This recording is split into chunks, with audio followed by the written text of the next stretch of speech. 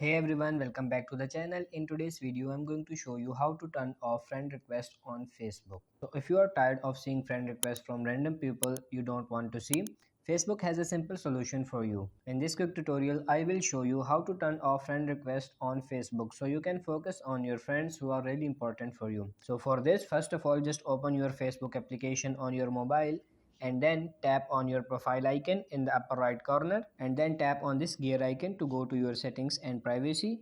Now from here tap on this profile settings, click on this privacy. Now here you have to scroll down until you find this option, how people find and contact you. Once you find it, tap on this who can send you friend request, and as you can see it is by default set to everyone, which means everyone that uses Facebook can search you up and send you friend requests. So in order to turn that off, simply tap on this friends of friends, and now only the people that you have mutual friends with will be able to send you friend requests, so you won't receive any random friend requests from people that you don't even know. So that's it for this video. I hope this video was helpful for you. If it is, like this video and subscribe to our channel. Thank you for watching.